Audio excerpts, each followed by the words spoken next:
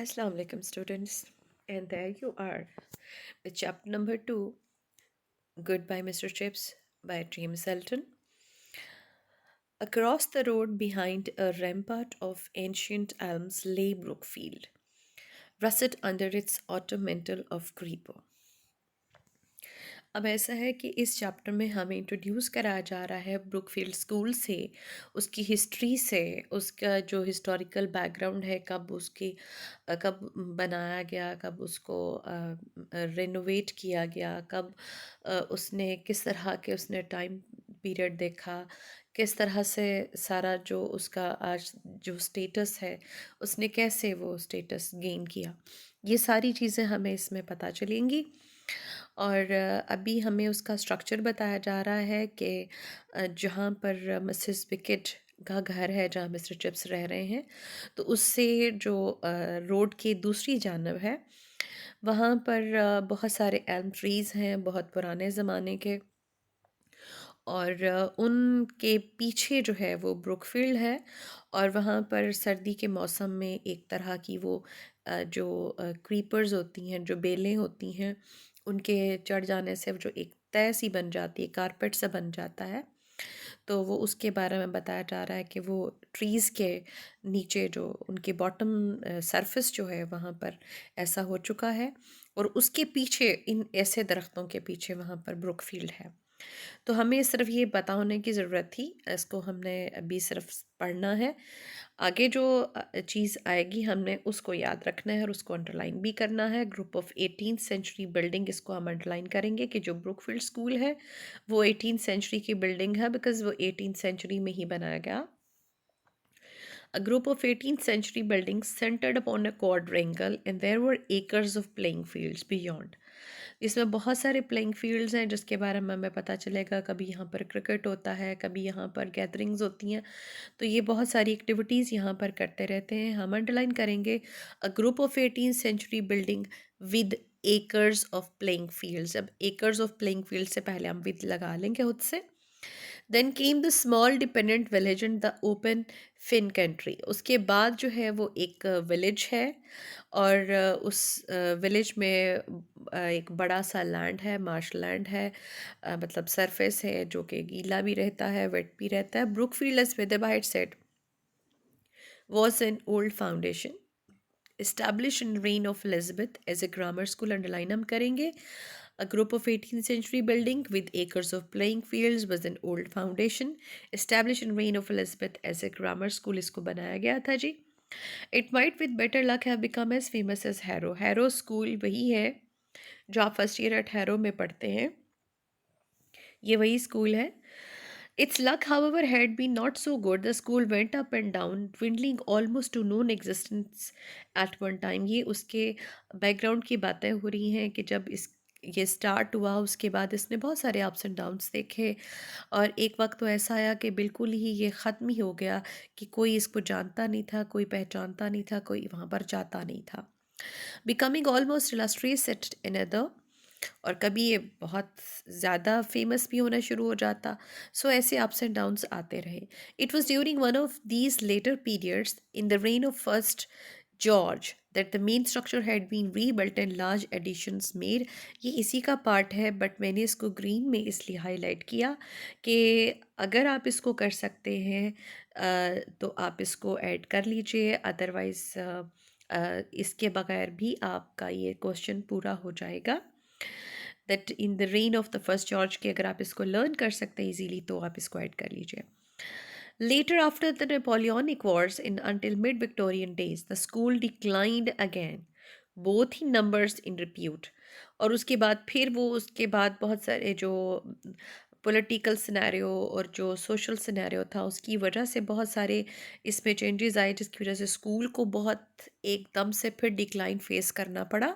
यानी उसमें ups and downs की हमने बात की थी, तो यहाँ पर डाउन जो है उसकी बात हो रही है।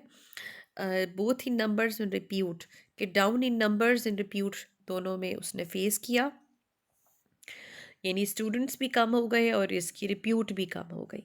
Whether by who came in 1840, restored it's fortunes, ये एक इम्पॉर्टेंट पार्ट है ब्रुकफील्ड का कि स्कूल ने अप्स एंड डाउन्स देखे until Weatherboy joined in 1840. He restored its fortunes और उसने फिर इसको ठीक कर लिया somewhat, but its subsequent history never raised to it to first front rank status, यानी हेरो के स्टेटस पर फिर भी ये पहुंच नहीं सका. It was nevertheless a good school of the second rank. हमें यहाँ पर बात ख़त्म कर सकते हैं हम. It was a good school of the second rank. Several notable family supported it. ये अब हमें पता होना चाहिए कि स्कूल चल कैसे रहा है. तो बहुत सारी जो फैमिलीज़ हैं वो इसको सपोर्ट करती हैं, जैसे डोनेशंस देती हैं, ये आपको पता होता है. It supplied fair samples of the history making man of the age. Question किया जा सकता है कि जी किस किस्म के लोग जो थे वो ब्रुकफील्ड स्कूल में पैदा हुए, प्रोड्यूस किस तरह से लोग किए इसने, या सप्लाई किस तरह के किए, प्रोवाइड किस तरह के लोग किए. तो हम बता सकते हैं कि इसने history making man of the age जो है प्रोड्यूस किए हैं, इंक्लूडिंग जजेस, members of parliament, colonial administrators, a few peers and bishops. And mostly, however, it turned out merchants, manufacturers and professional men. ये सब हमने अंडरलाइन कर लिए हैं और ये हम अपने क्वेश्चन के आंसर में लिख सकते हैं. With the good sprinkling of country squires and parson, ये भी उसमें शामिल है. लेकिन इतना भी हम कर चुके तो ये that is enough. It was the sort of school which when mentioned would sometimes make snobbish people confess that they rather thought they had heard of it. कि जो बहुत अकड़ू किस्म के लोग हैं, बड़े प्राउड हैं, वो भी ये कन्फेस करते थे कि हाँ उन्होंने भी इसको सुन रखा है. But if it had been not been this sort of school it would probably not have taken trips. और ये एक रीज़न बताई राइटर ने हमें कि अगर ये सेकंड रैंक स्कूल नहीं होता तो चिप्स यहाँ पर नहीं आता. तो चिप्स के यहाँ आने की वजह, या फिर हम ये नावल भी नहीं पढ़ रहे होते बिकॉज़ ये सब चीज़ें नहीं हो रही होती. तो चिप्स यहाँ पर आया और चिप्स की लाइफ में जो कुछ हुआ वो सब सिर्फ इसी वजह से पॉसिबल हुआ कि बाय लक और बाय फॉर्चून ये स्कूल सेकंड रैंक का रह गया, इसलिए चिप्स यहाँ पर आया और ये सारा नावल लिखा गया. For chips in any social academic sense was just as respectable but no more brilliant than Brookfield itself. कि वो रिस्पेक्टेबल तो था लेकिन बहुत ज़्यादा ब्रिलियंट नहीं था. It had taken him some time to realise this at the beginning. शुरू में उसने इसको रियलाइज बिल्कुल नहीं किया. जैसे किसी से कहा जाए कि आप कॉम्पिटेंट नहीं है इस जॉब के लिए तो उसको बहुत बुरा लगता है, तो बिल्कुल इसी तरह मिस्टर चिप्स को भी ये चीज़ शुरू में समझ नहीं आ रही थी. नॉट दैट ही वॉज बूस्टफुल और कंसिडर्ड. इसका ये मतलब भी नहीं है कि उसके एम्स बड़े हाई थे और वो बड़ा हाई कंसिडर्ड था. बहुत ज़्यादा उसके ऊंची ऊंची परवाज़ें थीं, या बहुत इमेजिनेशंस उसकी हाई थी, या वो बहुत कुछ सोच रहा था अपने बारे में कि वो ये भी कर सकता है. तो ऐसा कुछ नहीं था. But he had been in his early twenties is as ambitious as most other young man at such an age. लेकिन हमें ये पता होना चाहिए that mister Chips had been in his early twenties ambitious. बहुत एम्बिशियस था, कुछ करना चाहता था जैसे बहुत सारे यंगस्टर्स करना चाहते हैं अपने मुल्क के लिए, और अपने सर्विसेज को लेकर के अपने जो सिनेर जो उनका एक पर्टिकुलर जो उनका फील्ड है उसमें डिपार्टमेंट में जो कुछ भी कर सकते हैं. His dream had been to get a headship eventually, or at any rate a senior mastership in a really first class school.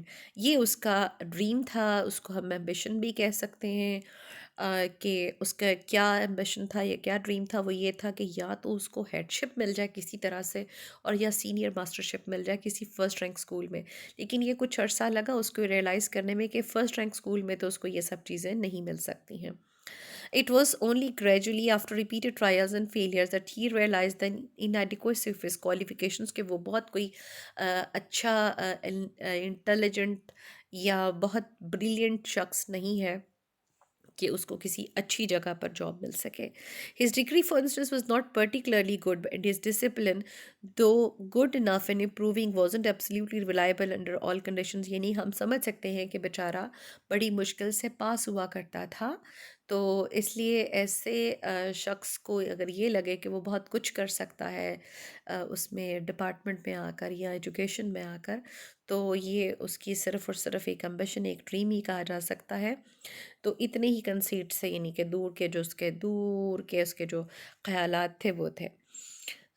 He had no private means and no family connections. ये भी एक satire भी है. और दूसरा ये कि हमें मिस्टर चिप्स के जो उसके लिंक्स हैं, उसका जो सोशल सर्कल है, हमें उसके बारे में पता चलता है कि वो एक कॉमन मैन था, कोई हाई प्रोफाइल्ड पर्सन नहीं था, उसके कोई प्राइवेट मीन्स नहीं थे, कोई रिश्वत नहीं, सिफारिश नहीं, कोई चीज़ नहीं थी। इसलिए वो किसी फर्स्ट रैंक स्कूल में ना तो अपनी जो ब्रिलियंस थी उसकी वजह से आ सकता था, और ना किसी प्राइवेट मीन्स की तरफ से आ सकता था, यानी कि कोई किसी किस्म का कोई चांस नहीं था उसके पास of any importance. About 1880, after he had been Brookfield a decade, he began to recognize that the odds were heavily against his being able to better himself by moving elsewhere. 1880 10 साल हो गए उसको Brookfield में, जब उसने ये चीज़ realise की कि हाँ वो कहीं और नहीं जा सकता. But about their time also the possibility of staying where he was began to feel a comfortable niche in his mind.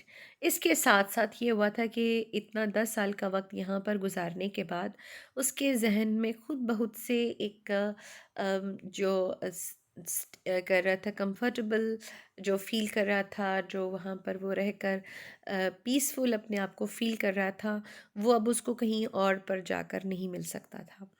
Eight 40 he was rooted settled and quite happy. तो 40 में आकर तो उसको ये हो गया कि now I am settled, now I am happy with what I have. तो इसलिए उसको मज़ीद किसी और तरफ जाने की ज़रूरत भी नहीं लग रही थी. At 50 he was the dean of the staff, यानी उसके रैंक्स बढ़ते चले जा रहे, सीनियर मास्टरशिप की तरफ वो जा रहा.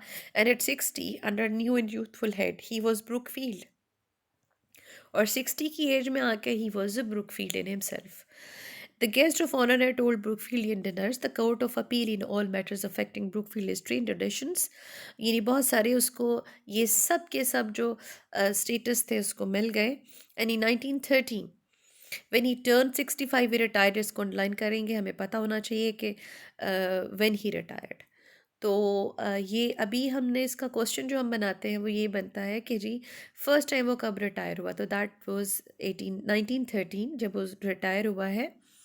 तो ये चीज़ हमें पता होनी चाहिए कि अब इसके बाद वो फर्स्ट टाइम क्या है और सेकंड टाइम क्या है, जब हम नॉवल आगे चलेंगे तो वहाँ पर हमें पता चलेगा.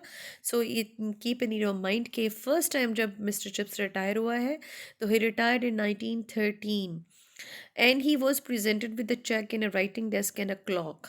अब उसको अपनी रिटायरमेंट पर मिला क्या, what did he receive at his retirement. तो he received a cheque, a writing desk, and a clock, and went across the road to live at Mrs. Wickett's. A decent career, decently closed. 3 cheers for old chips. They all shouted at that uproarious end of term dinner. और उसके बाद सब ने बहुत सारी तालियां बजाईं. 3 cheers indeed, but there was more to come. An unguessed epilogue, an encore play to a tragic audience. अब ये जो epilogue है, जो उसकी छोटी सी स्पीच आएगी और वो लोगों की डिमांड पर आएगी, और वो इस तरह से होगी कि हम आगे जब चलेंगे तो फिर हमें वो स्पीच भी थोड़ी सी सुनने को मिलेगी. लेकिन अभी इतना ही.